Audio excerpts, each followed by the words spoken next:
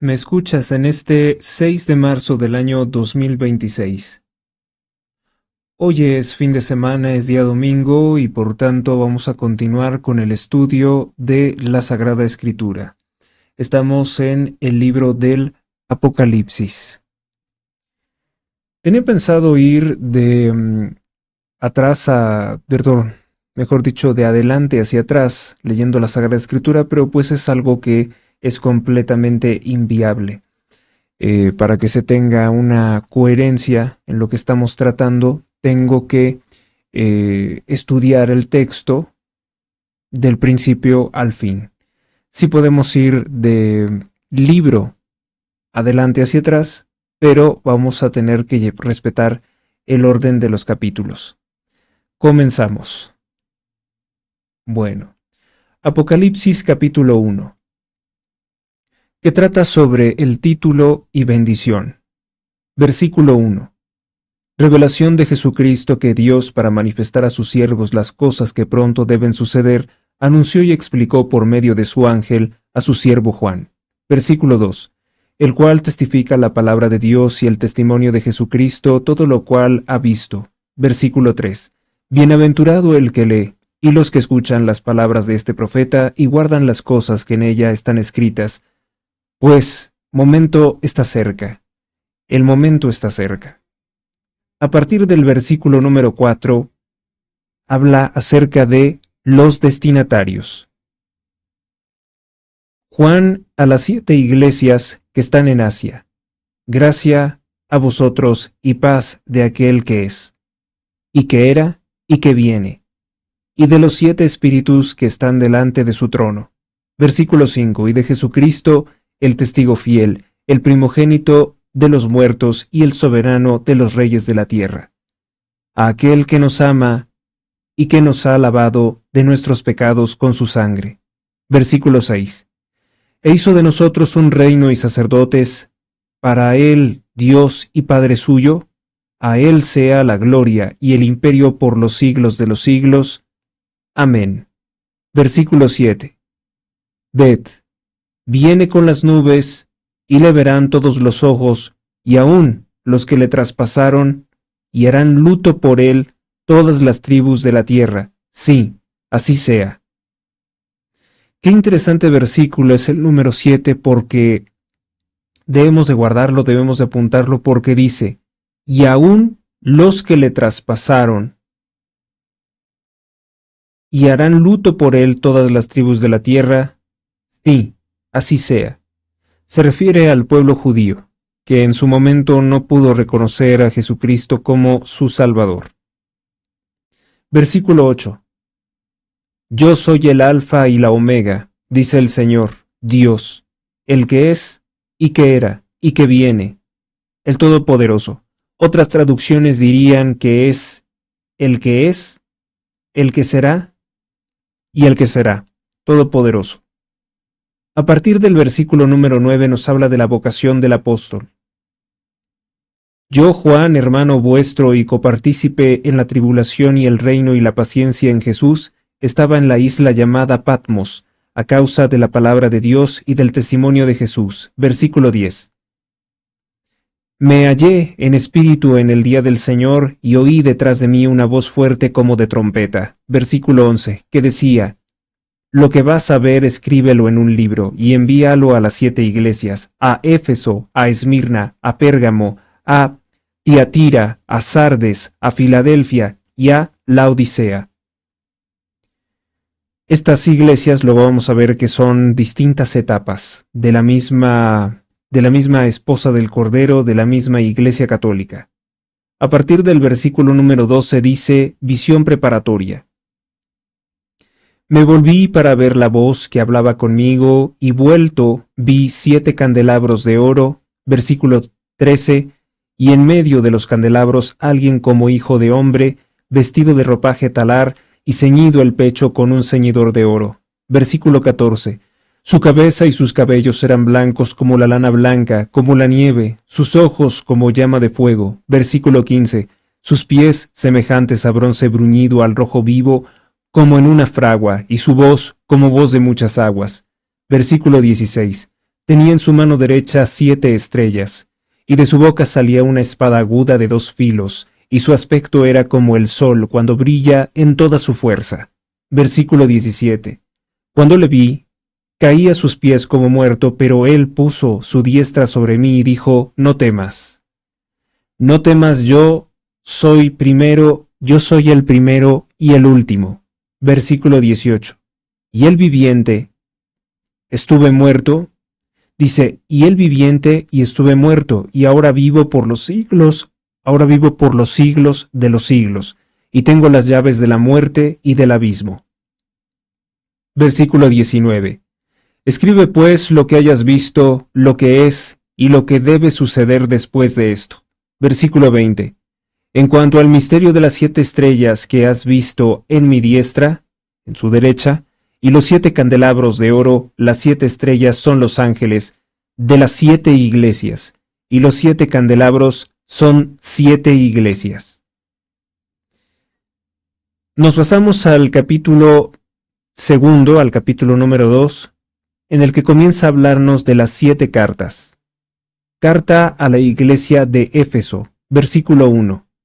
Al ángel de la iglesia de Éfeso escríbele, esto dice el que tiene las 7 estrellas en su mano derecha, el que anda en medio de los 7 candelabros de oro, versículo 2, conozco tus obras, tus trabajos y tu paciencia, y que no puedes sufrir a los malos, y que has probado a los que se dicen apóstoles y no lo son, y los has hallado mentirosos, versículo 3, y tienes paciencia, y padeciste por mi nombre, y no has desfallecido, versículo 4, pero tengo contra ti, que has dejado tu amor del principio, versículo 5, recuerda pues, de dónde has caído y arrepiéntete, y vuelve a las primeras obras, si no, vengo a ti y quitaré tu candelabro de su lugar. A menos que te arrepientas. Versículo 6. Esto empero tienes que aborreces las obras de los nicolaitas, que yo también aborrezco. Versículo 7. Quien tiene oído, escuche lo que el Espíritu dice a las iglesias. Al vencedor le daré a comer del árbol de la vida que está en el paraíso de Dios. ¿Qué nos dice este versículo 6 de los nicolaitas? Bueno, créase que fuera una secta de un falso ascetismo que prohibía el matrimonio, el beber vino y el consumo de carne. Eran vegetarianos. San Irineo dice que vivían indiscretamente, por lo cual se duda, dice Halo, si su abuso consistía en entregarse a los placeres de la carne o a la inversa, a una maceración excesiva. Algunos la explican por su etimología de Nicao, que es conquistar, y Laos, pueblo, y piensan que el nicolaísmo era odioso a Dios porque pretendían dominar las almas con una capa o con una falsa religiosidad, contrariando las enseñanzas de Jesús en Mateo capítulo 23, versículo 3. Observa Piroda a este respecto que el sentido de la palabra nicolaíta equivale al de Balaam en hebreo, es decir, una especie de practicante de cierta brujería, ¿no? Un practicante de algo que era oculto, de algo esotérico que abomina a Dios. Esos son los nicolaitas. Pero en estricto sentido hablaríamos de un falso ascetismo. Yo hace unos años revisé algunos estudios y trataría precisamente de eso. La iglesia de Esmirna, versículo 8.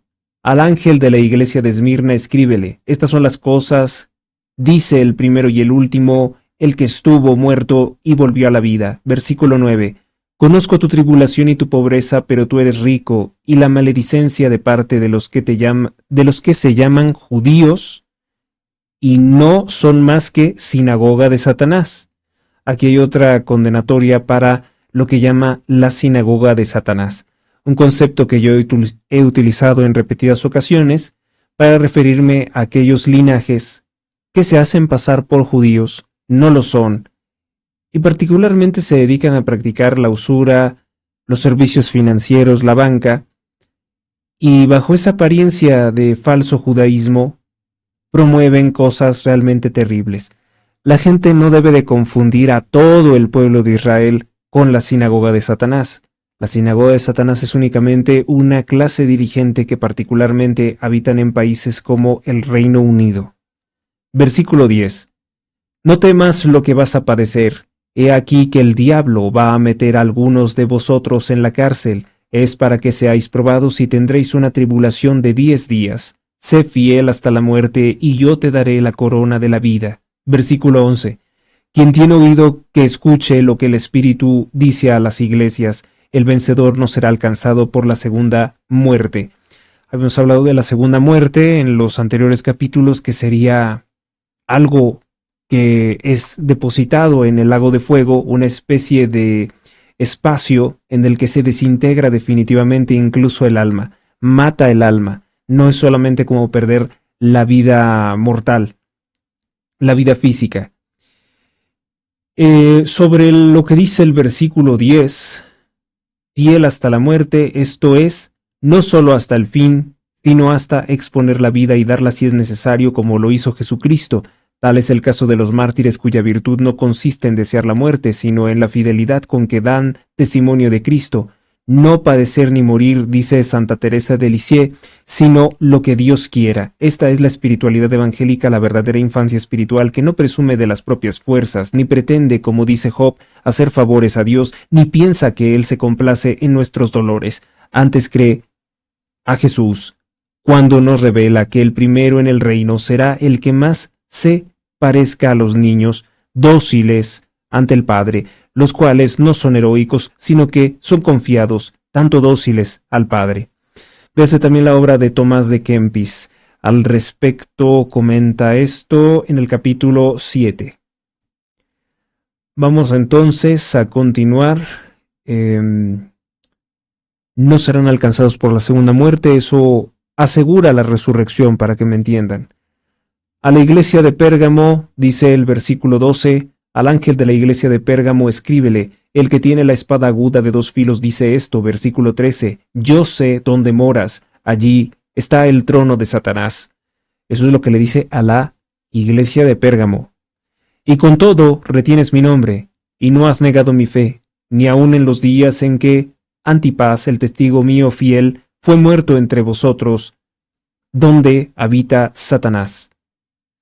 ¿A qué se refiere con Antipas? Vamos a tratar de interpretar. Ahí donde está el trono del maligno, dice, aunque esta iglesia era quizá la que estaba dominada por el obispo Diótrefes, que combatía a San Juan, esta expresión parece aquí, con una amplitud, referirse al espíritu mundano, pues el mismo Juan nos enseña que el mundo todo está asentado sobre el maligno, el príncipe de este mundo, el maligno. Algunos lo explican refiriendo que era el culto a Júpiter, o también el culto a Esculapio. Qué interesante, ¿no? Porque la estatua de Esculapio tiene el báculo, ¿no? Que también se utiliza para supuestamente simbolizar la salud internacional o las instituciones de salud, que es una especie de báculo, como su nombre lo dice, con serpientes entrelazadas, cuyo emblema era una serpiente, suponiendo que éstas podría simbolizar a Satanás. Otros piensan en la persecución que hubo en Pérgamo. Curioso, porque entonces nos estaría hablando de una connotación muy ocultista, muy siniestra, diabólica, en el báculo de Esculapio, que por cierto también aparece en la estatua del demonio Baphomet. Pudiera entonces tener este mensaje. Dice, mensaje a la iglesia de Pérgamo, que recibe dónde está el maligno y sigue fiel a Dios. Versículo 14, pero tengo contra ti, es decir, como tengo la queja, algunas pocas cosas, por cuanto tienes allí a quienes han abrazado la doctrina de Balaam, el que enseñaba a Balac a dar escándalo a los lujos de Israel para que comiesen de los sacrificios de los ídolos y cometiesen fornicación, comida ritualizada o un culto indebido. Versículo 15. Así tienes también a quienes de manera semejante retienen la doctrina de los nicolaítas. Versículo 16. Arrepiéntete pues, que si no, vengo a ti presto y pelearé contra ellos con la espada de mi boca. Versículo 17. Quien tiene oído escuche lo que el Espíritu dice a las iglesias. Al vencedor le daré maná oculto y le daré una piedrecita blanca, y en la piedrecita, escrito un nombre nuevo que nadie sabe sino aquel que la recibe. Vamos entonces a enfocarnos en esta parte que vuelve a citar el término Balaam. Sobre Balaam, bueno, pues la doctrina de Balaam, muy de acuerdo con la de los Nicolaitas, es la que enseñó a los hijos de Israel a fornicar con los extranjeros, a mezclarse, a asumir sus costumbres, y está aplicada aquí en el sentido religioso. La fornicación, recuérdese que es rendir culto a otros dioses, es igual que la prostitución, serle infiel al marido, que ya no es con los ídolos como en el antiguo Israel, sino con los poderosos de la tierra. En el Nuevo Testamento se cambia esa situación de cuando eran totalmente infieles a Dios con otros ídolos, mejor dicho, con los ídolos, con los dioses falsos, y se cambia a la situación en que los hombres, por agradar al gobernante, al poderoso, se olvidan de Dios. Eso es a lo que se refiere en esta parte, en el Nuevo Testamento. Entonces, ese sería olvidando que su destino no es esta tierra, sino un destino celestial y la fugacidad de este tránsito por la peregrinación del siglo. Gálatas capítulo 1, versículo 4. Entonces nos vamos a la parte en la que habla precisamente sobre esta fornicación de comer de los ídolos. Versículo 21. Le he dado tiempo para que se arrepienta, mas no quiere arrepentirse de su fornicación. Versículo 22. He aquí que a ella la arrojo en cama, y a los que adulteren con ella los arrojo en grande tribulación, si no se arrepienten de las obras de ella. Versículo 23. Castigaré a sus hijos con la muerte, y conocerán todas las iglesias que yo soy el que escudriño entrañas y corazones, y retribuiré a cada uno de vosotros conforme a vuestras obras. Es decir, Él es el que conoce todo, porque es el que escudriña las entrañas y los corazones. Versículo 24. A vosotros los demás que estáis en Tiatira, no seguís esa doctrina, y que no habéis conocido las profundidades, como dicen ellos, de Satanás, no echaré sobre vosotros otra carga. Versículo 25. Solamente guardad bien lo que tenéis hasta que yo venga, hasta que yo regrese, es decir, la parusia del Señor. Versículo 26. Y a lo que venciere y guardare, y al que venciere y guardare hasta el fin mis obras, le daré poder sobre las naciones. Versículo 27. Y las regirá con vara de hierro, y serán desmenuzados como vasos de alfarero. Versículo 28. Como yo lo recibí de mi Padre, y le daré la estrella matutina. Versículo 29. Quien tiene oído, escuche lo que el Espíritu dice a las iglesias. Solamente en esta parte nos tendríamos que enfocar en guardar las obras. Es lo que le dice a la iglesia de ¿dónde? De Tiatira. Solamente tiene que guardar lo que ya tenía. Las profundidades de Satanás. Los gnósticos pretendían dar una ciencia de los secretos divinos, de ahí su nombre, y en realidad eran impostores, y sus llamados misterios y su ciencia secreta eran inventos de Satanás que llenaban a los adeptos de soberbia e impiedad. Creían que se salvaban con una especie de conocimiento especial, no precisamente con la ayuda o con la gracia de Dios. Pirot recuerda aquí la abstención de los sacrificios en los ídolos, la prohibición judía que se extendió a los gentiles, en Hechos capítulo 15, versículos 20 al 28. San Pablo les había prevenido de la cuestión de las comidas, que solo se trataba de evitar el escándalo a otros que juzgan. En Romanos capítulo 14. Más tarde en Colosenses capítulo 2 versículo 16 dice claramente: Nadie pues os juzgue en comida o en bebida. ¿Qué alcance tenían entonces estas advertencias de San Juan, hechas muchos años después de Pablo, y que parecieran judaizantes? Porque aquí ya nos habla de, al parecer, algún alimento inmundo, aunque claro, podría estar hablando de alimentación en un sentido figurativo. En un sentido figurativo, esto tendría que ver con una connotación de tal vez probar algo que podría tratar de ser una anticomunión. Lo contrario a la comunión con Cristo sería comer algo, beber de una doctrina mala. No es fácil de explicarlo. Yo lo interpreto así, yo lo interpreto como beber de algo que está nutrirse de una doctrina que no es cristiana. Incluso podría ser algo profano, algo mundano, y tratar de dirigir la vida conforme a ello. Podría ser esto. Filón se inclina a pensar que significa no participar en los castigos que recibirá Jezabel. Bueno, esa interpretación para mí es más complicada. Es también un buen momento decir y reiterar que el libro del Apocalipsis es uno de los libros más difíciles de interpretar. Nos vamos entonces ahora con la siguiente parte. Es el Apocalipsis capítulo 3 que dice: La iglesia de Sardes, versículo 1. Al ángel de la iglesia de Sardes escríbele: esto dice el que tiene los 7 espíritus de Dios y las 7 estrellas. Conozco tus obras, se te tiene por viviente, pero estás muerto. Ponte alerta y consolida lo restante que está a punto de morir, porque no he hallado tus obras cumplidas delante de mi Dios. Recuerda, pues, tal como recibiste y oíste, guárdalo y arrepiéntete. Si no velas, vendré como ladrón, y no sabrás a qué hora llegaré sobre ti. 4, versículo 4. Con todo tienes en Sardes algunos pocos nombres que no han manchado sus vestidos, y han de andar conmigo vestidos de blanco porque son dignos. Versículo 5. El vencedor será vestido así, de vestidura blanca, y no borraré su nombre del libro de la vida, y confesaré su nombre delante de mi Padre y delante de sus ángeles. Quien habla entonces es Jesucristo. Versículo 6. Quien tiene oído escuche lo que el Espíritu dice a las iglesias. A partir del versículo número 7 nos habla de la iglesia de Filadelfia. Al ángel de la iglesia de Filadelfia escríbele: esto dice el santo, el veraz, el que tiene la llave de David, el que abre y nadie cerrará, que cierra y nadie abre. Versículo 8. Conozco tus obras, he aquí que he puesto delante de ti una puerta abierta que nadie puede cerrar, porque no obstante tu debilidad, has guardado mi palabra y no has negado mi nombre. Versículo 9.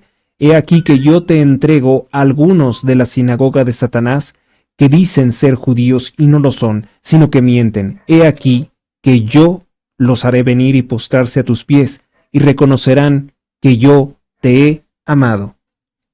Versículo 10. Por cuanto has guardado la palabra de la paciencia mía, yo también te guardaré de la hora de la prueba, esa hora que ha de venir sobre todo el orbe, para probar a los que habitan sobre la tierra. Pronto vengo, guarda firmemente lo que tienes, para que nadie te arrebate la corona. Versículo 12.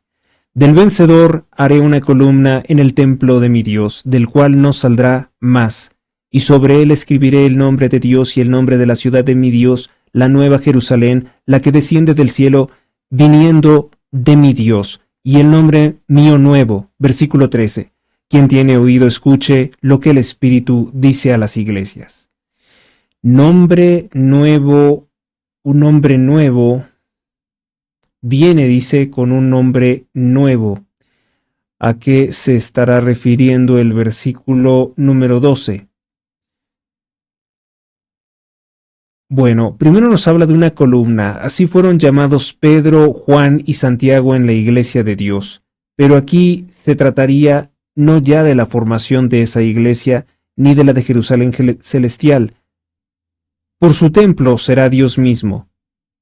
Dijo que ya no era necesario el templo, que vendría Dios mismo, sino de sostener la verdadera fe en tiempos de apostasía es lo que pide. Sobre la nueva Jerusalén, veas el capítulo 21, el nombre mío nuevo. El Cristo lleva un nombre nuevo porque ha entrado en su gloria nueva que durará para siempre. Ese nombre evidentemente es desconocido para nosotros.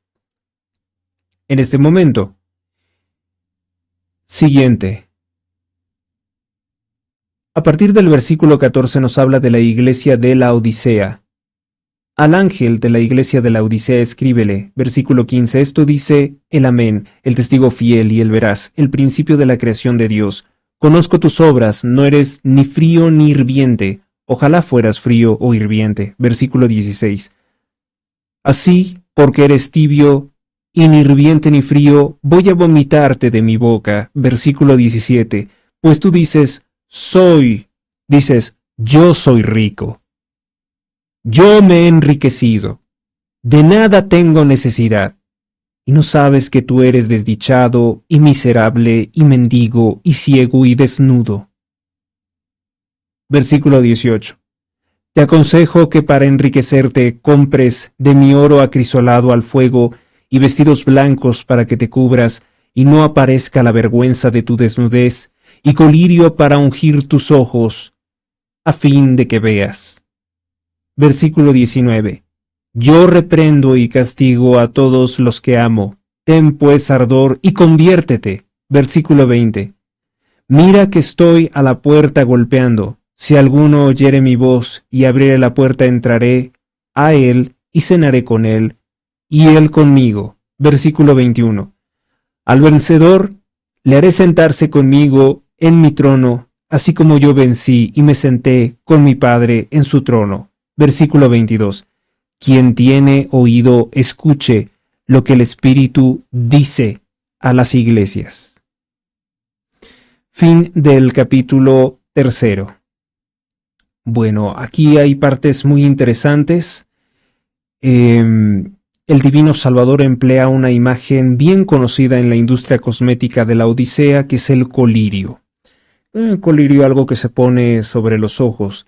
Así también ven algunos en las tibiezas una alusión a las aguas tibias termales, las cuales en este caso serían imagen de un estado espiritual falto de amor e ideal, en que esa iglesia se arrastra en una mediocridad contenida en sí misma, contenta de sí misma, de su condición deficiente. Y según San Agustín, es peligrosísimo para el alma y termina por conducirnos al abismo de todos los excesos, según San Jerónimo. Sí, porque se comienza a perder la perspectiva humilde de lo que realmente se ha conquistado espiritualmente y de lo que no se tiene. Vamos ahora con el capítulo número 4 del libro del Apocalipsis y comenzamos con los 7 sellos. El versículo 1, en esta primera parte, nos habla del trono de Dios. Después de esto tuve una visión y he aquí una puerta abierta en el cielo, y aquella primera voz como de una trompeta que yo había oído hablar conmigo dijo: Sube acá y te mostraré las cosas que han de suceder después de estas. Versículo 2.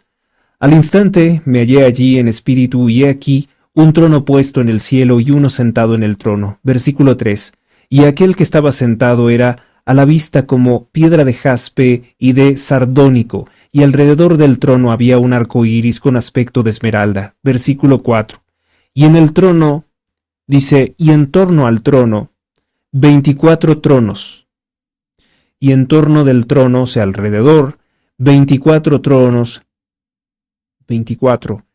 Y en los tronos, 24 ancianos, sentados, vestidos de vestiduras blancas, y llevando sobre sus cabezas coronas de oro.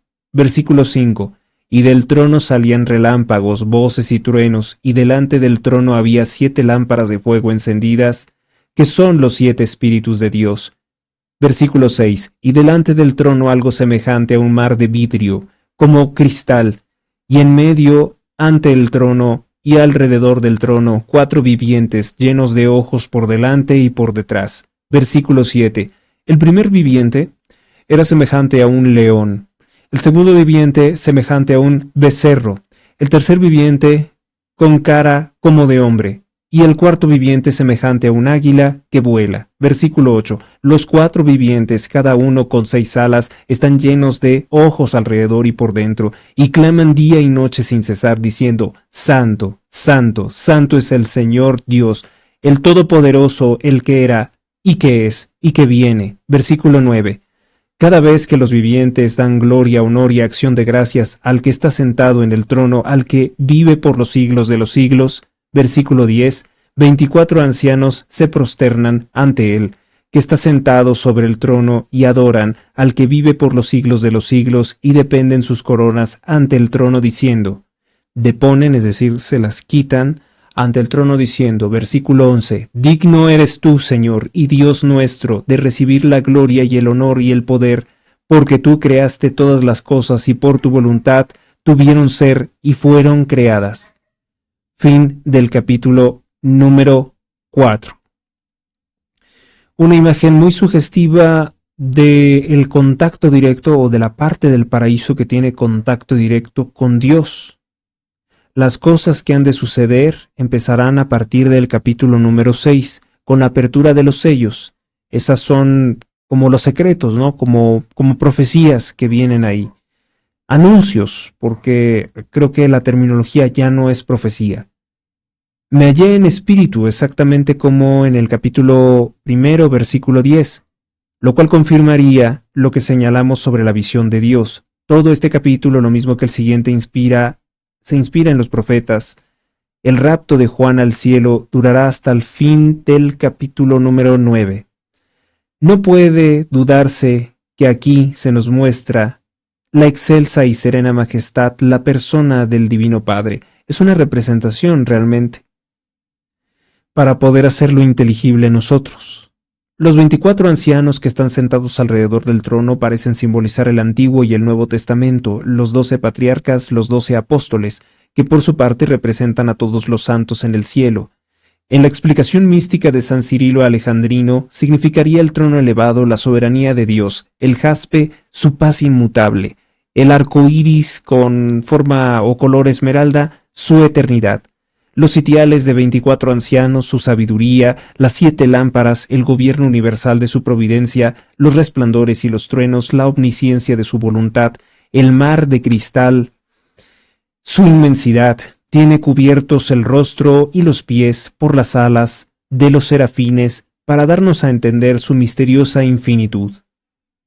En esta plenitud esplendorosa, nada impresiona tanto a los serafines cubiertos de ojos como su santidad, pues ella los deja suspensos de admiración. Por eso repiten sin cesar el canto jubiloso: Santo, Santo, Santo eres, Señor, Dios de los ejércitos.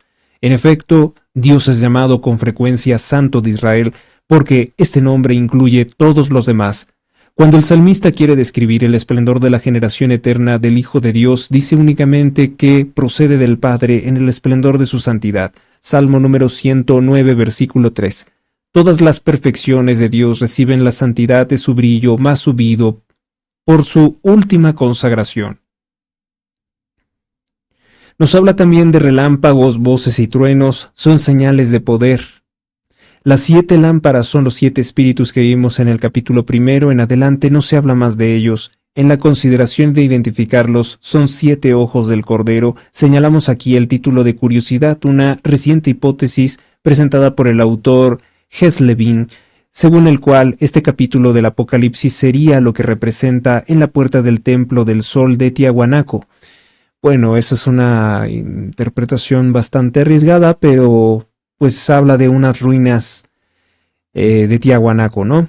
Su autor cree haber encontrado 24 coincidencias entre el texto bíblico y las esculturas precolombinas en dicho templo.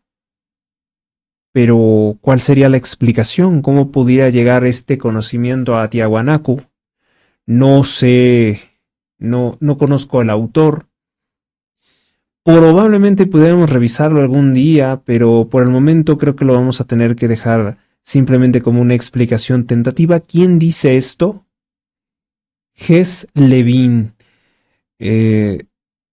Relámpagos, voces, truenos, las señales del poder, las 7 lámparas, los 7 espíritus, identificados con los 7 ojos del Cordero. Señalamos aquí el título de casualidad de Heslevin, que dice que él pensaría que el templo del sol en Tiahuanaco, que no era un templo cristiano, sino un templo pagano, sin embargo, él encontraría estas características de similitud. Pensemos en revisarlo más adelante, una hipótesis interesante, pero poco importante para nuestro estudio bíblico. Los 4 vivientes aparecen como seres celestiales semejantes a aquellos que vieron los profetas como serafines, querubines. En el libro de Enoch, que es un libro que podemos leer, que podemos también revisar, pero es un texto apócrifo, añade los Ofanim. Entre la jerarquía celestial estarían unas criaturas llamadas Ofanim. Los innumerables ojos significan su sabiduría, las alas, la prontitud con la que cumplen la voluntad, porque van que vuelan, Más tarde se comenzó a tomar los 4 animales como símbolos de 4 evangelistas. Su himno es Trisagion. En Isaías 6:3 y en Enoc 39:12 también se menciona Santo, Santo, Santo es el Señor, que viene aquí y se trata del Padre. Pirot hace notar que en adelante el trono será colocado, según la tradición de Isaías 6:1, en el interior de un templo celestial, prototipo del templo terrestre, con un altar para realizar los holocaustos, un altar de perfumes y sin duda un santo de los santos con su arca de la alianza. También se dice que la Virgen es arca de la alianza. Esta interpretación va a ser incluso más compleja cuando avancemos. Añade que esta porción del templo será sin duda la residencia de la divinidad. Vamos ahora con el capítulo número 5 del libro del Apocalipsis. ¿Qué tiempo llevamos? 35 minutos. Vamos rápido entonces. En la primera parte nos habla sobre el libro de los 7 sellos, versículo 1. Y vi en la diestra de aquel que estaba sentado sobre el trono un libro escrito por dentro y por fuera y sellado con 7 sellos. Versículo 2. Y vi un ángel poderoso que con gran voz pregonaba quién es digno de abrir el libro y desatar sus sellos. Versículo 3. Y nadie en el cielo, ni en la tierra, ni debajo de ella podía abrir el libro, ni aun fijar los ojos en él. Versículo 4. Y yo lloraba mucho porque nadie era hallado digno de abrir el libro, ni de fijar los ojos en él. Versículo 5. Entonces me dijo uno de los ancianos, no llores, mira, el león de la tribu de Judá, la raíz de David ha triunfado, de suerte que abra el libro, y sus 7 sellos. Él lo abrirá, o sea, el Jesucristo. Versículo 6. Y vi en medio delante del trono y de los 4 vivientes y de los ancianos estaba de pie un cordero como degollado que tenía 7 cuernos y 7 ojos, que son los 7 espíritus de Dios en misión por la tierra. El cual vino y tomó el libro de la diestra de aquel que estaba sentado en el trono. A partir del versículo 8 nos habla de la adoración del cordero. Y cuando hubo tomado el libro, los 4 seres vivientes y los 24 ancianos se postraron ante el Cordero, teniendo cada cual una citara y copas de oro llenas de perfumes que son las oraciones de los santos. Versículo 9. Y cantaban un cántico nuevo diciendo, Tú eres digno de tomar el libro, de abrir sus sellos, porque tú fuiste inmolado, y con tu sangre compraste para Dios hombres de toda tribu, lengua y pueblo y nación. Versículo 10. Y los has hecho para nuestro Dios un reino y sacerdotes, y reinarán sobre la tierra. Versículo 11. Y miré y oí voz de muchos ángeles alrededor del trono, y los vivientes de los ancianos, y era el número de ellos miriadas. Dice, miriadas de miriadas, millares de millares. Versículo 12. Los cuales decían a gran voz, Digno es el Cordero que fue inmolado de recibir poder, riqueza, sabiduría, fuerza, honor, gloria y alabanza. Estos son los dones del Cordero. Versículo 13. A todas las criaturas que hay en el cielo, sobre la tierra, debajo de la tierra y en el mar, y a todas las cosas que hay en ellos, oí que decían, Al que está sentado en el trono y al Cordero la alabanza, el honor, la gloria y el imperio por los siglos de los siglos. Versículo 14. Y los 4 vivientes decían, Amén. Y los ancianos se postraron y adoraron. Una imagen bastante sugestiva porque este es solamente un texto transitorio, como ya lo hemos comentado. A partir del capítulo 6 del libro del Apocalipsis comienza la apertura de los sellos y por tanto las grandes revelaciones. Casi todos los intérpretes antiguos por este libro de la Sagrada Escritura, principalmente el Antiguo Testamento, cuyas figuras y profecías son referentes a Jesucristo, eran difíciles de entender. Así, por ejemplo, el doctor de la Iglesia, Orígenes, ve descubiertos en los acontecimientos predichos del Nuevo Testamento. Bueno, en el Nuevo Testamento, en el libro del Apocalipsis, ve cómo se cumplen, como la confirmación del Antiguo, los cuales tan solo después de la resurrección comenzarán a ser comprendidos. Por su parte, el comentarista lo opina que, más bien, el libro contiene toda la escatología. Los 7 sellos que lo cierran señalan su carácter arcano. El mismo número 7, que es el número de la plenitud y perfección, se repetirá en las 7 trompetas, en las 7 copas y también en los 7 truenos. El león de la tribu de Judá, Jesucristo. El Cordero inocente y santo es aquí el poderoso ahora va a ser poderoso e irritado, ya no dócil. Los 7 cuernos representan la amplitud del poder, los 7 ojos la plenitud del saber. Repito, los 7 cuernos representan la plenitud del poder y los 7 ojos representan la plenitud del saber porque lo ven todo. En el cielo conserva aún el Redentor las señales gloriosas de su muerte. San Juan, con las palabras Cordero como inmolado, habla del sacrificio de la cruz. Por eso él es el único que se hizo digno de abrir el libro de todos estos sellos. Un fresco, por ejemplo, pintado por un monje benedictino chileno llamado Don Petro Subercaseaux, reproducido en la edición popular del Evangelio, ha representado con gran acierto, un ambiente transparente de luminosidad. Esta escena que hoy se vive en el santuario celestial sería tal vez algo de inspiración divina para poder conocer parte de ello o imaginar lo que sería. Hubo también un artista llamado Alberto Durero que se hizo muy célebre por sus cuadros mágicos.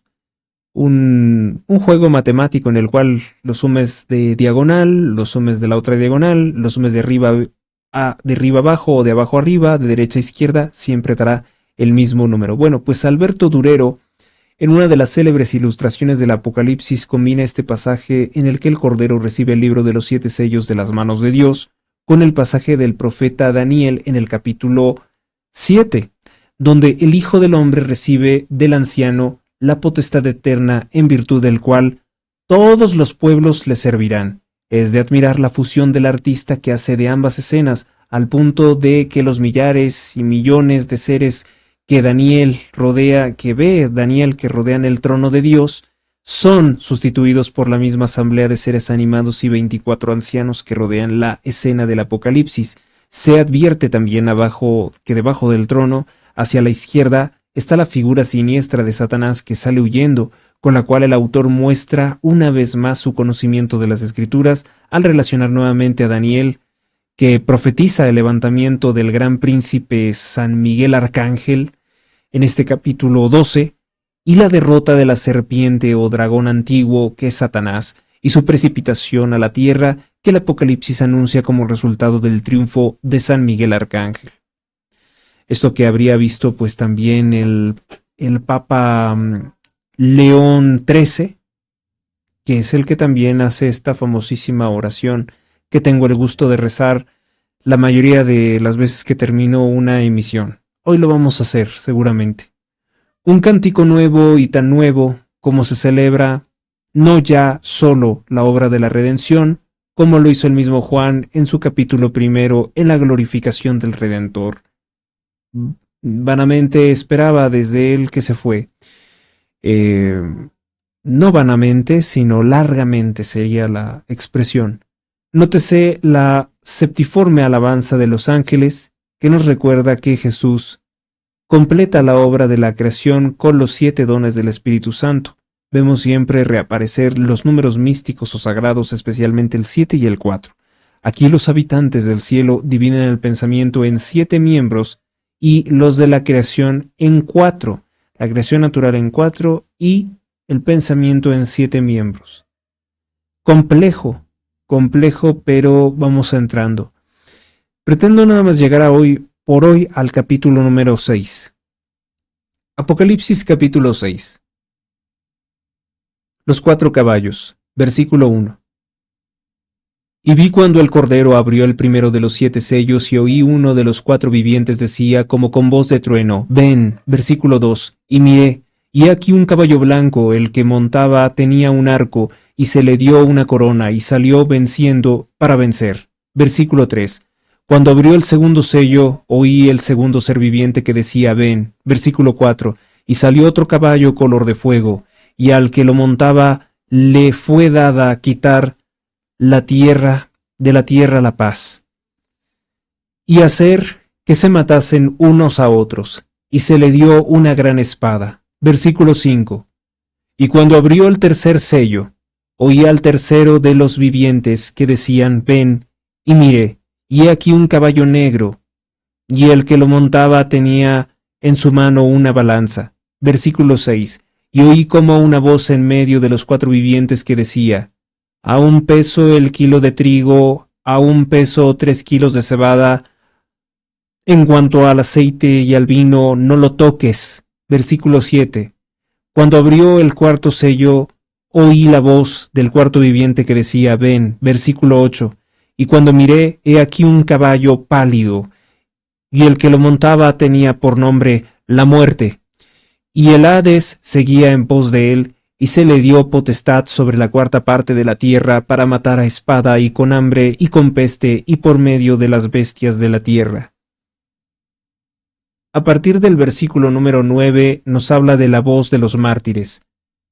Y cuando abrió el quinto sello, vi debajo del altar las almas de los degollados por la causa de la palabra de Dios y por el testimonio que mantuvieron. Se refiere a los mártires de la iglesia. Versículo 10. Y clamaron a gran voz diciendo: ¿hasta cuándo, oh Señor, santo y veraz, tardarás en juzgar y vengar nuestra sangre en los habitantes de la tierra? Versículo 11. Y les fue dada una túnica blanca a cada uno, y se les dijo que descansasen todavía un poco de tiempo hasta que se cumpliese el número de consiervos y de sus hermanos que habían de ser matados como ellos.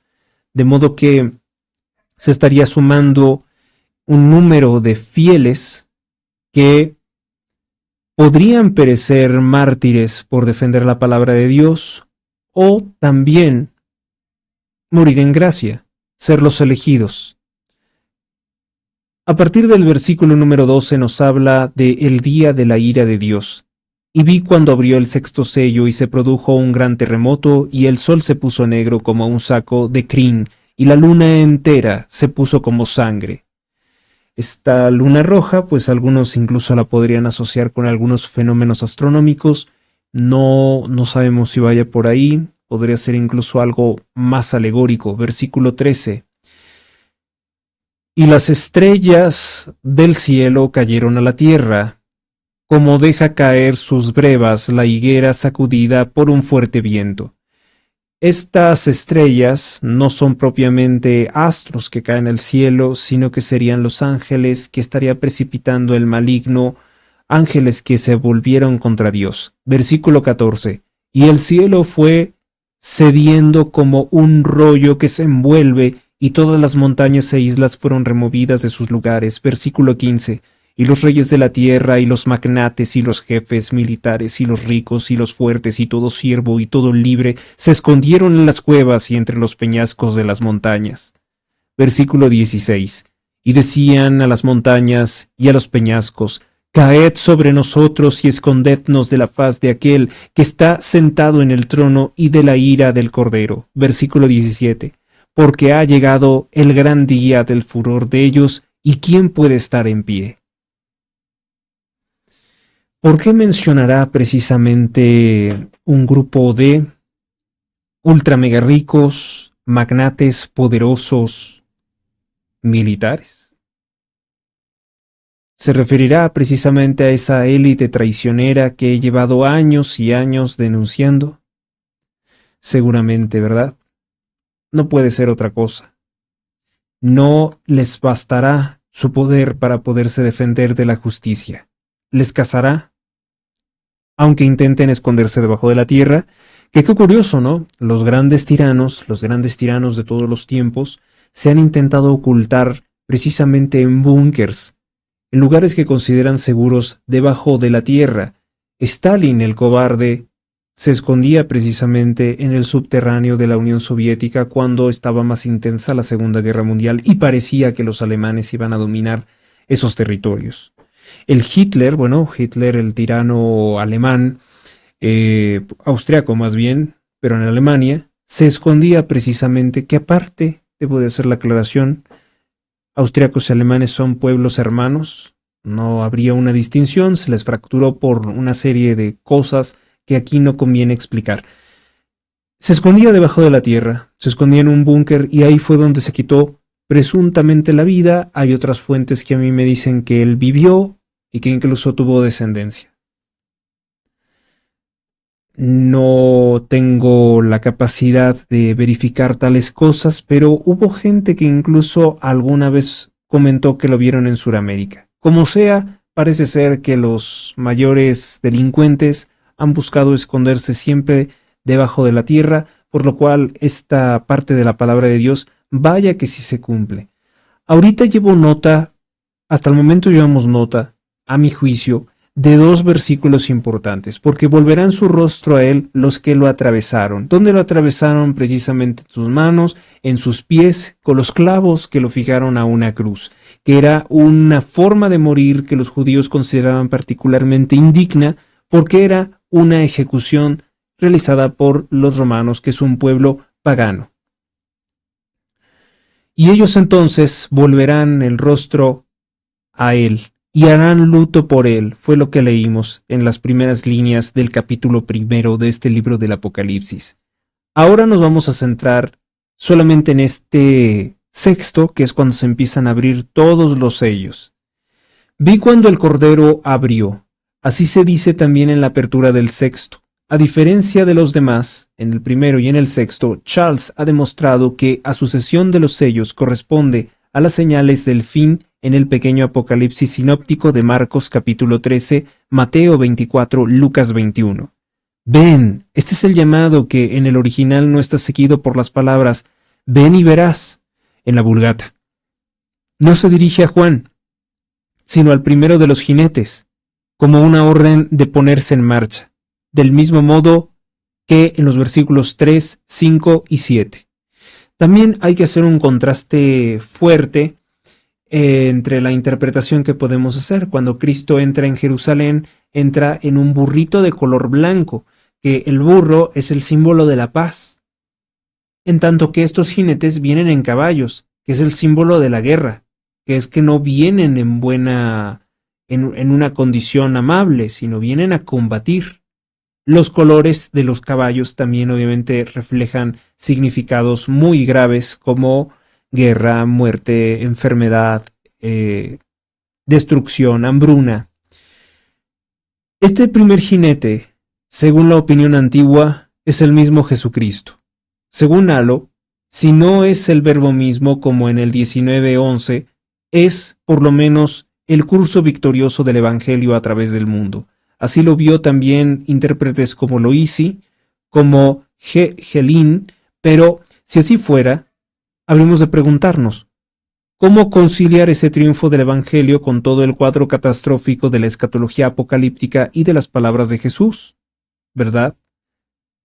Busi, que es otro de los intérpretes, y otros ven aquí el ángel de la guerra, el ángel exterminador. En tanto que Filón hace notar que, faltando todavía muchas calamidades antes de la venida de Cristo en el capítulo 19, este guerrero cuyo caballo blanco imita al de Jesucristo en 19:11, personifica la ambición y el espíritu de conquista que ocasionará tantos dolores. Notorio, personifica la ambición y el espíritu de conquista que ocasiona tantos dolores, así como los tiranos comunistas de una forma encubierta han intentado arrodillar y robar, saquear el mundo. Es un afán completamente enfermo porque intenta negar el libre albedrío, la libertad que dio Dios al ser humano. Adherimos a esta opinión que hoy parece ser comprobada en lo espiritual y aún en lo temporal por la historia contemporánea, y hacemos notar a nuestra vez, frente a opiniones tan diversas, cuán lejos está de haberse agotado el estudio de la Santa Escritura, porque algunos dicen que es Jesucristo, otros que es simplemente un jinete divino que representa el triunfo del Evangelio. La encíclica Divino Afflante Spiritu nos habla precisamente de que no se ha acabado la interpretación. Usted puede tener también su propia interpretación, su propia opinión. No hace nada malo, en tanto no quiera imponerla como la verdad absoluta o se dedique a pontificarla sin tener los fundamentos. Hay que ser muy cautelosos al momento de ofrecer interpretaciones. Los 4 caballos recuerdan la visión de Zacarías capítulo 1 versículo 8 y también del capítulo 6 versículo 1, donde, como bien dice Pirot, simbolizan calamidades contra los enemigos del pueblo de Israel, y no es verosímil que en los 3 septenarios, sellos, trompetas, copas, 3 de 7, sellos, trompetas, copas, solo un elemento sea heterogéneo. No hemos de ver, pues, en varios modernos, en este jefe conquistador semejante al de Daniel, al mismo anticristo quizá, del capítulo 13. Los colores de los caballos señalan, en la terminología de los apocalípticos, los 4 rumbos o partes del mundo: blanco, el oriente; bermejo, el norte; negro, no es blanco, es blanco, el oriente; bermejo, que es como marrón, ¿no? Como medio rojizo, es un rojo, es un color rojo; el norte; negro, el sur; pálido, el oeste, y al mismo tiempo simboliza los grandes acontecimientos y plagas que provocan los jinetes.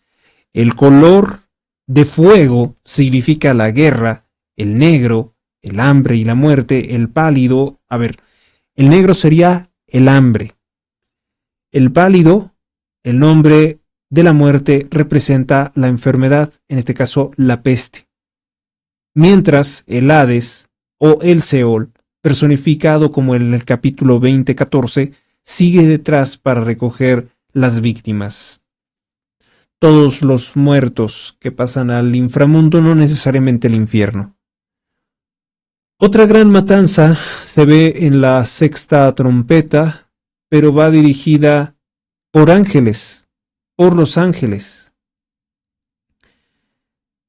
Versículo 6. A un peso, sería un denario, una monedita. El denario era una moneda griega, si no mal recuerdo, es decir, 13 veces más el precio de lo normal. Nos está hablando de que serán tiempos de carestía o de que se pagará un precio muy muy alto por algo que a lo mejor en otro tiempo no era así, pero hace notar que esta carestía no es desconocida en tiempos de San Juan por haber sido cada vez más descuidado el cultivo del trigo. A causa del Estado romano se había hecho comprador y distribuidor del cereal, y los pequeños propietarios se dedicaron a plantar viñas, de lo cual resultó un precio, un costo ruinoso para el vino, hasta que Domiciano, según Suetonio, prohibió aumentar los viñedos y mandó destruir por lo menos la mitad de lo existente. Esto, genial, pues lo podemos enlazar con un libro de un economista sudafricano que por cierto tengo aquí y también lo voy a incorporar a los cursos de lectura, inscríbanse. Es un libro que nos habla de por qué la práctica de la usura en Roma, porque ahí comenzó la práctica de la usura en Roma, llevó precisamente a que Roma, que no era originalmente eso, se convirtiera en un estado militarista, y que para tratar de sanear precisamente todas las deudas tuviera que invadir otras naciones para tratar de quitarles el oro, y con esta visión mercantilista rellenar las cuentas de tantos intereses que estaban asfixiando la economía.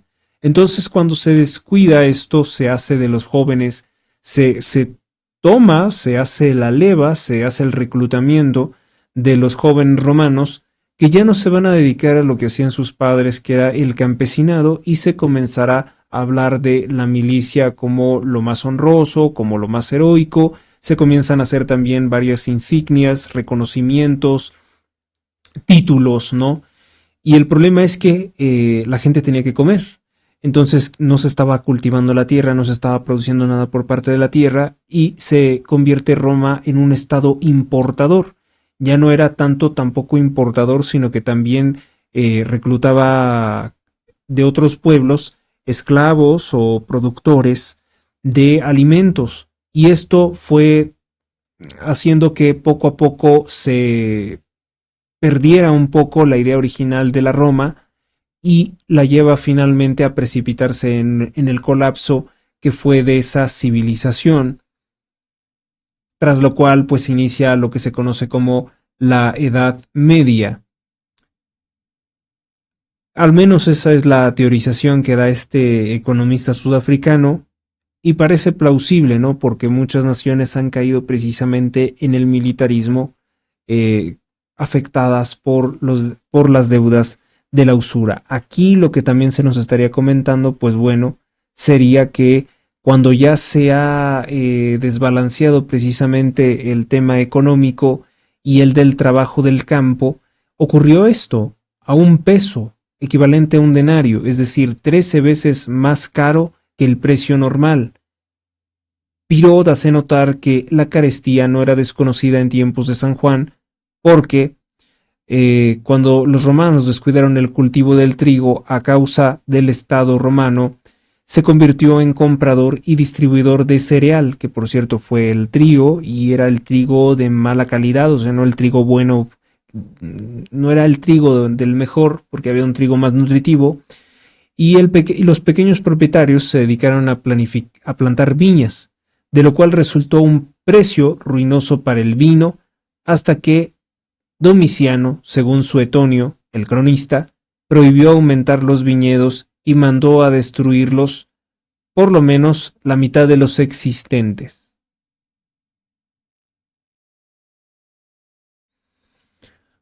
Hay que asimilar esto, ¿no? Un poco. Los pequeños propietarios se dedicaron a plantar viñas porque era más lucrativo hacer alcohol. Suena, ¿no? Suena a muchas otras etapas de la humanidad en las que fue más lucrativo vender algo que estuviera prohibido y que estimulara particularmente a las personas. Hay una denuncia velada ahí de la cual no voy a verbalizar, no voy a poner en palabras, porque sé que ustedes ya lo entendieron también. En el versículo 9, en lo que se ha convertido México, ¿no? En un productor de sustancias. Versículo 9. La voz de los mártires. Degollados es el mismo término empleado para el cordero en el capítulo 5:6. Estas almas separadas del cuerpo son representadas descansando en el cielo debajo del altar de Dios semejante al de los holocaustos en el templo de Jerusalén, luego que les es dado sin duda por cuanto han sido sacrificadas como víctimas del holocausto. ¿Son estos cristianos o son israelitas del Antiguo Testamento? Puede que lo sean de los ambos, ¿no? Puede que lo sean de los dos. No lo dice como en otros pasajes especificando una naturaleza, un Antiguo o un Nuevo Testamento. Una de las grandes llaves para entender el Apocalipsis es esa distinción, a veces difícil, a veces olvidada, considerando el Apocalipsis un libro exclusivo de los cristianos de la gentilidad, pues entendería entonces por parte de San Pablo, que anunció que los judíos rebeldes se salvarán también cuando crean, ¿no?, en el Salvador Jesucristo. Salvación pasada a los gentiles, Hechos 28:28, Israel como tal desapareció de los escritos neotestamentarios, salvo en gran carta paulina a los hebreos, cuya fecha no ha podido fijarse con exactitud y que algunos creen es anterior a ese episodio. Como bien observa Pirot, Juan es aquí lo que los judíos llaman un paitán, es decir, que habla continuamente con palabras de los profetas al punto de que tiene más citas al Antiguo Testamento que versículos. Debe, pues, tenerse en cuenta el carácter especial de este libro, que es una profecía escatológica en la que Juan, declarado apóstol de la circuncisión como Pedro y Santiago en Gálatas capítulo 2, versículo 8 al 9, ¿por qué de la circuncisión? Porque le habla a los judíos, porque busca su conversión, porque busca su salvación, hace actuar ya el misterio de la conversación para convertir a Israel, al antiguo Israel. Pues San Pablo y el mismo Juan anuncian que en los últimos tiempos nos presenta, entre otros misterios, la misión de Elías, que es para Israel, y del cual dijo Jesús, ciertamente Elías vendrá y lo restaurará todo. Mateo 17:11. Así pues, muchos puntos aún oscuros se aclararían sin duda el día que pudiéramos distinguir netamente lo que se refiere y lo que no se refiere a Israel. Y sobre el santo y el veraz, que son otros de los atributos, otro de los muchos nombres de Jesucristo, vamos a hacer una lista de todos los nombres que tiene Jesucristo a lo largo de la Sagrada Escritura, desde el Antiguo al Nuevo Testamento. Un autor moderno hace notar que esta súplica de los mártires, el primero de los cuales es San Esteban, que murió pidiendo perdón por sus verdugos, perdónalos prácticamente porque no saben lo que hacen, algo similar, está concebida en la forma de las imprecaciones de los salmos. Ello explica por qué aquí se trata del tiempo de la justicia, como antes fue de la misericordia. De ahí también el nuevo aspecto del Cordero. Lo que desean estos santos es la resurrección de sus cuerpos, como se verifica en la visión del capítulo 20, comprendiendo sin duda a todos los que sufrían en el martirio del anticristo, porque habrá muchos mártires supuestamente, no, anunciadamente, ante el anticristo. Entre tanto aquí, como las almas, aún de los salvados, suspiran por la plenitud de su destino, combinando el presente pasaje, puede explicarse la causa de la demora de la venida de Cristo. La túnica blanca o la estola es como una prenda cierta del triunfo definitivo, pero estas oraciones de los santos son mencionadas como causa de las tribulaciones que caen sobre la tierra en el séptimo sello para apresurar el final. Esto confirma la luz de San Pablo, lo que hemos dicho más arriba sobre el primer jinete, pues que detiene la liberación de estas almas. Lo que detiene la liberación de estas almas es la necesidad de que primero venga la apostasía. Interesante, primero tendría que venir la apostasía, es decir, la renuncia total a Dios, o el misterio de la iniquidad que ya obra, que aparentemente, pues parece que los malos van triunfando, ¿no? Digo, salvo algunas honrosas, muy honrosas excepciones, siempre parece como que los malos, o que el mal, no precisamente un malo en concreto, sino como que los malos surgen de aquí, surgen de allá, y ocasionan cosas que, aunque no les ocasiona ningún provecho a los malvados, sí que pasan a afectar el bien que se hubiera podido lograr. Ese es el misterio de la iniquidad. Entonces, en este misterio de la iniquidad, desde entonces, segundo libro de Tesalonicenses capítulo 2:7, y luego se ha manifestado el anticristo, y es necesario que éste se revele abiertamente, que nos hable directamente, dando lugar para que pueda ser eliminado por su manifestación. Cuando llegue la parusia, cuando venga Cristo, derribará al anticristo. De ahí que el ven del primer sello es el momento esperado y decisivo para la consumación de los tiempos, del misterio de Dios, de la justicia. Por eso podríamos alegrarnos en la aparición de estos jinetes, pero ¿creen que alguien ante tanto horror se va a alegrar? Es el tiempo esperado y seguramente las almas del cielo sí se alegrarán de ver que se consuman los tiempos, pero para otros será algo verdaderamente atemorizante. Un gran mal, a la visión de Dios tendrá que venir un bien mayor, un bien gigantesco. Algunos consideran que este sello, el sexto en orden de colocación en el libro, no es abierto sino después del séptimo, porque la gran tribulación es necesariamente anterior a las catástrofes cósmicas que aquí se anuncian y que preceden inmediatamente a la parusia. El Señor dice en efecto que el oscurecimiento del sol, el astro rey, se verificará inmediatamente después de la tribulación. Mateo 24:29, Marcos 13:24, que la parusia vendrá a continuación de aquellos fenómenos, que las persecuciones contra los justos serán antes de todo esto. Es de observar que San Juan, a diferencia de otros sellos, dice que aquí yo vi cuando él abrió, lo cual podría ser una visión anticipada del fin, y parece confirmarlo en el hecho de que en el capítulo 7, versículo 14, bajo el sello sexto, nos muestra ya a elegidos y a los que vienen de la gran tribulación como si las calamidades del séptimo sello se fuesen pasadas. Entonces en el sexto vio el futuro de lo que pasaría incluso después del séptimo. Esto es más complicado de lo que parece. Según ello, estas serían las respuestas de Dios a la oración clamorosa de los santos del quinto sello. Y así lo vemos en el capítulo 8. Quedaría también explicado así el silencio de media hora en el cielo, fenómeno que nadie aclara y que consistiría simplemente en que cesaba de oírse aquel clamor de los santos. La media hora, o sea, se ponen en silencio porque ya se cumplió lo que tanto pedían.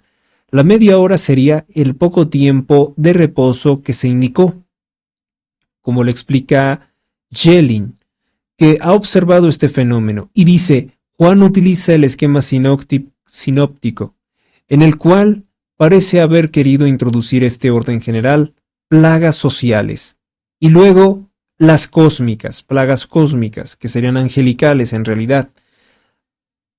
ha cerrado varias plagas en el sexto sello para poder derivar hacia el séptimo, que está vacío, la segunda serie de calamidades, pero no se entiende cómo podría continuar estas pruebas si la parusia tiene lugar en el sexto sello. En todo caso, los acontecimientos escatológicos de que habla San Pablo no podrán ser anteriores a la gran tribulación o periodo del anticristo, como dice cierta exégesis o interpretación protestante. No podrán ser anteriores a la gran tribulación. Primero tiene que ser la gran tribulación, el periodo en que gobierna el anticristo todo el mundo, y después vendría esto. Únicamente la parusia del Señor pondrá fin a esto. No puede venir antes la parusia del Señor y luego gobernar al anticristo. Me parece muy lógico y dice que los protestantes lo piensan al revés. ¡Qué desgracia! Porque es además ilógico. Es ilógico. Es de sentido común, ¿no? Cristo viene a solucionar el gran mal. No viene Él y de todos modos nos va a pasar algo terrible, pues no es lógico. En el cual los muertos y los que quedemos seremos como Él descenderá del cielo, arrebatados a su encuentro para estar con Él siempre, el que los protege en conexión directa con Él, y no solo un periodo, o sea, ya es eterno esto. Por eso no podría ser un periodo de paz con Cristo, la parusia y luego viene el anticristo. Y lógico lo que piensan los protestantes. No sabía que ellos pensaban así. Esto explicaría finalmente la existencia de justos sobre la tierra en tiempos del anticristo, porque sí habrá vida en tiempos del anticristo. Por tanto, Cristo no ha venido y no se ha llevado a los justos al cielo, no los ha apartado. De modo que la promesa de Jesús, la promesa que hace Jesucristo a sus amigos de escapar de todas las calamidades en Lucas capítulo 21 versículo 36, repetida a la iglesia de Filadelfia, ha de explicarse como una especial protección mediante la cual no perecerá ni un cabello de nuestra cabeza. Lucas 21, 18. En cuanto a los sucesos aquí anunciados, se verán los vaticinios de Jesucristo sobre la destrucción de Jerusalén y el fin del siglo en Mateo capítulo 24 y en Lucas capítulo 21. Sobre la ira del Cordero. El Cordero que primeramente fue dócil y manso para precisamente ofrecerse en sacrificio en el altar para lograr la redención del ser humano, ahora vendrá con ira. En cuanto al gran día del furor, algunos suponen que es contra Israel como en Amós capítulo 5 versículo 18. Porque en el 7 se trata de sellar a aquellos de las 12 tribus que habrían de librarse de ese día. Sin embargo, en el versículo 15 se ve que se trata más bien de reyes de todas las naciones, como en el Salmo número 109. ¿Quién puede estar en pie? Es la pregunta. ¿Quién podría estar en pie?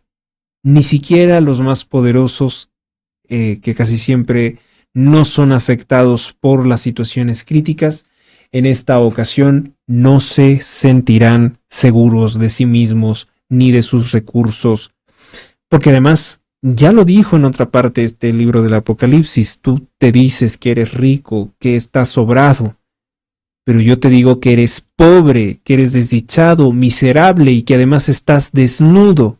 Compra oro acrisolado en la fe y haz solamente así para que te puedas enriquecer, porque antes no, antes eres pobre, antes eres miserable. Vaya. Es verdaderamente avasallador, avasallante contemplar esto y apenas entrar en el capítulo número 6, que es precisamente la ruptura de estos sellos. Para el próximo fin de semana, pues estaríamos viendo el capítulo 7, 8, 9, 10, 11, 12, 13, 14. Probablemente lleguemos porque algunos son un tanto breves y podremos conocer esto que es tiempos de revelación de los últimos, de la consumación de los tiempos del tiempo de la tiranía del anticristo y la parusia, la venida de nuestro Señor Jesucristo como la liberación precisamente de ese periodo de la gran tribulación. ¿Qué es lo que impide que todo esto se cumpla? Bueno, dice que todavía no se ha consumado el número de los mártires, por lo que entendemos, si el orden es lógico, tendría que primero venir el anticristo, hacer una gran cantidad de, o probablemente no sea gran cantidad, pero una cantidad considerable de mártires de la fe, de la verdadera fe en Cristo, y cuando se sume eso, aparecerá Cristo, dado que no habrá fuerza humana que ya pueda solucionar semejante problema. Con esto es con lo que vamos a cerrar, y como dije, vamos a cerrar con oración en el nombre del Padre, del Hijo, del Espíritu Santo. Amén. San Miguel Arcángel, defiéndenos en la lucha, sé nuestro amparo contra las acechanzas y perversidades del demonio. Que Dios manifieste sobre él su poder es nuestra humilde súplica. Y a ti, oh príncipe de la milicia celestial, con el poder que Dios te ha conferido, te suplicamos que arrojes al infierno a Satanás y a los demás espíritus malignos que vagan por el mundo para la perdición de las almas. Amén. Pater noster, qui es in celis, sanctificetur nomen tuum, adveniat regnum tuum, fiat voluntas tua, sicut in cielo ed in terra. Panem nostrum quotidianum da nobis hodie, et dimitti nobis debita nostra, sicut et nos dimittimus debitoribus nostris, et ne nos inducas in tentationem, sed libera-nos a malo. Amén.